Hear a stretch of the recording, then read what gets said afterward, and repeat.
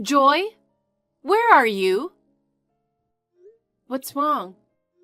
I'm in the family parlor. There's something I really need to tell you. It's my husband's funeral today. Can we talk later? No. I have to clear this up today. Huh? About Victor's inheritance. Huh? Wait a minute. We don't need to be discussing his inheritance during the funeral. You're just using that as an excuse. If you think you're gonna keep his inheritance all to yourself, you've got another thing coming. Huh? When my brother and I were still students, our parents passed away. We've been taking care of each other since. Unfortunately, my brother had an accident and died young. He worked for a big company before he died. He should have left me a lot of money so that I, his sister, could live in peace and comfort.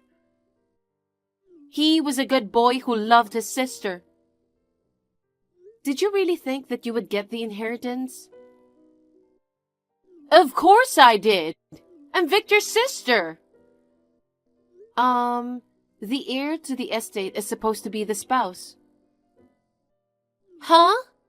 Don't be mistaken. I know what I'm talking about. You were on the verge of divorcing Victor. Yes, we were on the verge of divorce, but... Then you're as good as a stranger. Victor has no children and his parents are dead. All the inheritance is mine. But, do you know why we were going to get a divorce? Huh? It was because of you, wasn't it? It was because you weren't a very good wife, and he got fed up with it, right? I was always against my brother's marriage. I didn't want him to marry someone so arrogant like you. I wanted him to marry a good wife that would take care of him and love him. And yet, poor Victor, to go to the other side married to such a useless person, it really is just too bad.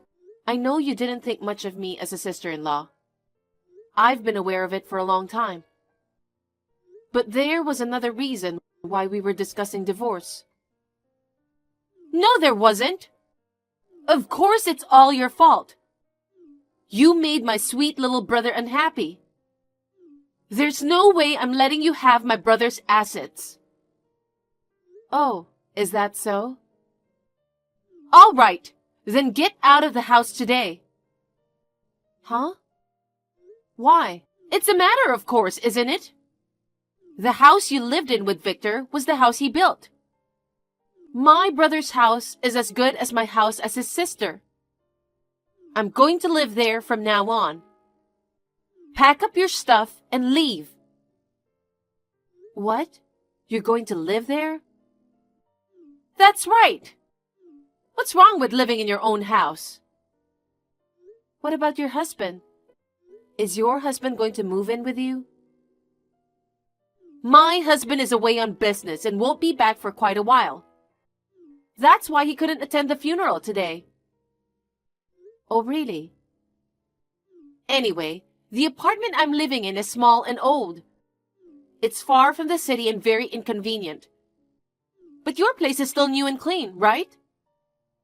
Huh? Actually, I've always wanted to live in that house.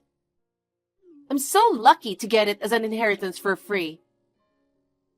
You sound pretty happy, considering your brother just died. That's rude. How can I be happy? He was my only living relative. But there's no point in dwelling on it forever.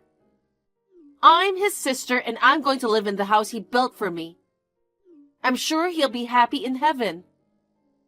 Well, you can't live in my house. What? What are you talking about? You were on the verge of divorce. You didn't plan to continue living in that house, even after Victor passed away, did you? Even if Victor were still alive, you were planning to move out sooner or later, right? Well, sure, that's true.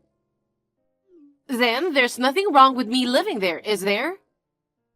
Joy, you should pack up your stuff and leave as soon as the funeral is over. Oh, but please leave behind anything of value. You're not getting anything bought with Victor's money.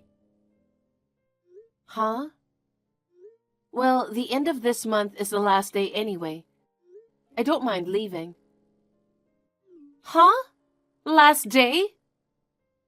I'll talk to the real estate agent. But you'll have to vacate the house by the end of this month too. I'm sure it'll give you enough time to soak in a few memories of Victor. Well then, I'm busy, so I'll leave you now. Huh?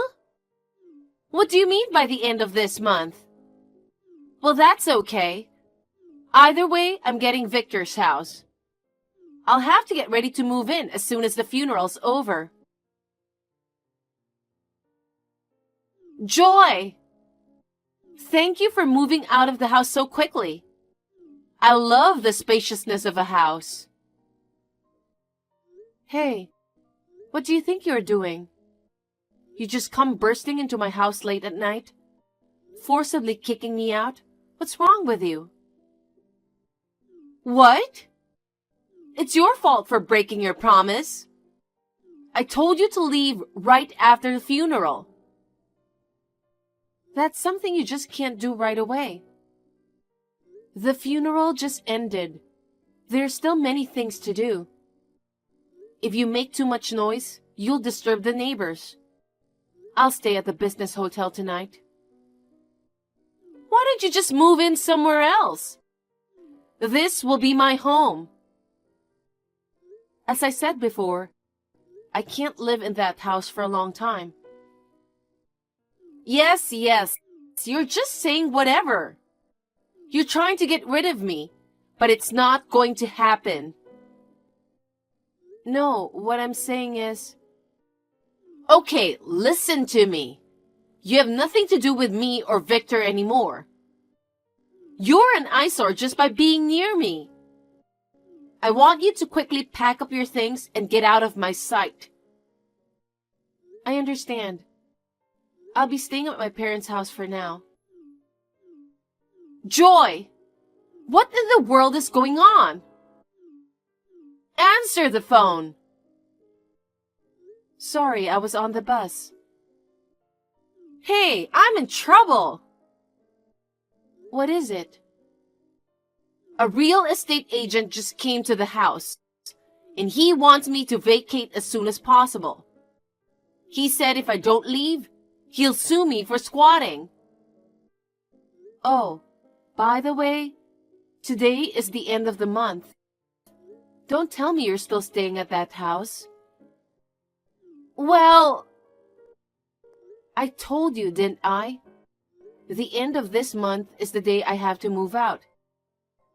I told you to vacate the house by the end of this month. But I never knew that this house was in your name. And I can't believe it had already been sold. Oh, I knew Victor didn't tell you that much. Maybe he was going to tell you after everything was done. Hey, what in the world is going on? I haven't been told anything. This house didn't belong to Victor? After Victor passed away, I thought I could get rid of you and live here. Too bad. You're the one who's leaving. Huh? You heard that Victor and I were just about to get divorced. What's that about? I don't think it has anything to do with the name. Actually, it does. The reason I wanted a divorce is because Victor cheated on me. Huh? Victor cheated on you? You're lying. Victor wasn't the kind of guy that would cheat on his wife. I'm sorry, but it's true. So I was going to ask for compensation for the affair. But he said he couldn't pay because he didn't have any money. Oh no! Victor worked for a big company and must have had a good amount of savings. Yes, he used to have a good amount of savings. But because he spent so much on his lover, his savings was almost gone. Gone? That's right. His girlfriend kept asking him to buy her brand name bags and accessories. He even lied to me about going on a business trip and went on an overseas trip with her. Up to about a year ago, we had around $300,000 in savings, but now it's less than $1,000. 300,000 went to 1,000? By the way, it wasn't just his money. It was also money that he went ahead and took out of our joint account. In other words, he took money that he shouldn't have without my permission. To be honest, I would want the money back. But I can't get back what isn't there. Besides, I had an overwhelming desire not to be involved with him in any way after the divorce. As a result of our discussion, Victor gave me the house and car as compensation for the money he used. He also agreed to give me all of the furniture and electrical appliances. At that time, I changed the name of the house and sold the whole house to a real estate agent. What a thing to do! The house hasn't been built that long ago. It was great. I was able to sell it for more than I expected. That's terrible! This house is practically a memento of my younger brother. How could you sell it off without a second thought? Don't you have any humanity? Of course, I didn't want to let it go either. But Victor didn't have any money to pay the compensation, so there wasn't much we could do. In the first place, it would have been better if he had not cheated on me. Then he wouldn't have gone broke, blowing all his money on his lover. And he wouldn't have had to give up his house, car, furniture, and appliances as compensation. Okay, fine. I get it. So the woman with whom Victor was having an affair with is the reason for all this. I can't believe she made my precious little brother give her so much money. Who in the world is she? I'm not going to be satisfied until I give her a little piece of my mind. How dare you? What? It was last year, wasn't it? Even though Victor was married, you said you knew a really cute girl. And you introduced someone from your college, right? That's how they started the relationship. Oh my God, no! In other words, you're the one that made Victor cheat on me. I didn't mean to. I just wanted you to be a better wife to my brother. I just thought if I brought around a young pretty girl, you'd feel a little pressure and realize that you need to be a better wife. No, you were just trying to give me a hard time, weren't you? No, really, I wasn't. And I didn't expect Victor to be serious about her. Well, getting serious about another woman when you already have a wife is a problem. But in the end, it's you who sent him on that path. I don't think you have the right to complain to anyone. Ugh! On top of that, you seem to have some misunderstanding about inheritance. Victor did not leave any kind of will, so in this case, the legal heirs will inherit his estate. I know that. That's why I'm saying that I, his sister, have a right to it. I'm sorry to say this, but in this case, the only legal heir is me, his wife. Huh? Why? I'm his biological sister. If Victor didn't have a spouse, you would have been entitled to inherit. We weren't divorced yet, and we were still a married couple. Oh, come on now. You're telling me that a complete stranger can get the inheritance? But I, a blood relative, gets nothing? That's so unfair. I can't accept that. It doesn't matter anyway. Victor didn't have anything that could be called inheritance in the first place. Huh? I told you earlier, didn't I? His mistress used up all his money. There's nothing left. Oh. I checked to see if he had any cash or other financial assets. It's all gone. Oh no! If you doubt that, I can show you the bank books and everything else that will prove it. If you want, I can put you in front of a lawyer and we can go over it. No thanks, I get it. Is that so? So then please leave by the end of the day. Oh no! But I thought I could finally live in the house I've always dreamed of. Joy? Please pick up the phone. What's going on at this time of night? Hey, where do you live now? Excuse me? When I went to your parents' house, they told me that you moved to another place. I asked where you moved to, but your parents wouldn't tell me. Why are you keeping your whereabouts a secret? Why don't you tell me where you are? Why do you want to know where I am? Just tell me. I don't want to. Why not? Because you and I have nothing to do with each other anymore. What are you talking about? We're sisters-in-law. You were obligated to support me. There is no such law. And you said, we are complete strangers now. Ugh. Either way, we're not family. I've already filed a notification of termination of marriage with the authorities. What? What's that? It means that I have legally disassociated myself from the blood relatives of the deceased spouse. Disassociated? Yes, that's right. Therefore, you and I are completely unrelated. That can't be! That is why I have no obligation to give my current address to a person who has become a stranger. And I have no obligation to support you. Then what am I supposed to do now? My brother is gone, and I am all alone. Who is going to support me? Why are you trying to make me take care of you in the first place? You have a husband.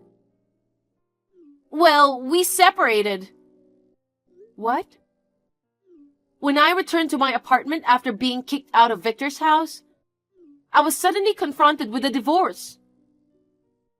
So, when you said your husband was away on business, that was a lie. We've been having marital problems. My husband and I have been separated for a long time. Oh, really? But I thought he'd come back in time. And with the big house that Victor left us, I thought we'd be able to live happily together. And yet, after the funeral, he heard rumors of my brother's affair from relatives. Oh, I see. So they found out that you introduced the girl to your brother. My husband was furious and moved out of the apartment. Well, yeah, you did it to give me a hard time. It wasn't to give you a hard time. I only introduced her to him in a casual way. I never thought it would end like this. It's true that it ended in a very unexpected way. But it's insane to introduce another woman to your brother, who is married, isn't it? You encouraged your brother's infidelity. I think you deserved it. Hey, help me out! Come again? I have nowhere to go. My husband has given up on me. I don't have a home anymore. I don't have parents or siblings. And I don't have a job, so I have no income. If I keep going like this, I won't be able to pay the rent. Then why don't you just work? I've interviewed at several companies, but none of them would hire me because of my lack of work experience. The only person I can rely on is you. I told you earlier that you and I are legally disassociated, didn't I? I don't care about the law. Look, Joy, when one of us has a problem, we'd both do right. We were family up till just a little while ago. You'll help me, won't you? Even Victor in heaven must want us to get along with each other. Did you forget that I was hurt by Victor's betrayal and was working on a divorce? Huh? And you have continually harassed me over and over again. I want to have nothing to do with you from here on out. You're so ungrateful. After everything I've done for you? I don't remember you ever doing anything for me. Just help me. I can't. Why? Because it's psychologically impossible. What? I don't want to see your face or hear your voice ever again. With that said, I'm going to block you. Goodbye. After that, my sister-in-law started frantically searching all over for me. She stormed into my relatives' houses, friends' houses, and anywhere else she could think of. She seemed to have begged them to tell her where I was. However, my sister-in-law's misdeeds were well known among my relatives, friends, and acquaintances. Naturally, no one would give her the time of day. When her savings finally ran out and she was in need of money, she stormed into the house of Victor's lover. I had already received a solid compensation payment from her. I had no intention of getting back at her in any way. But my sister-in-law must not have been satisfied. She went on a rampage, screaming that she didn't get her brother's inheritance because of her. The police were called to the scene. It's hard not to wonder who was in the wrong in the first place. In the end, my sister-in-law was sued for damages. She was forced to work to pay for it all. She's now working part-time to earn money. As for me, I bought a condominium with the money from the sale of my house. I am enjoying the freedom of living alone. I have been through a series of shocking events, but I am feeling much calmer now. So I am planning to go on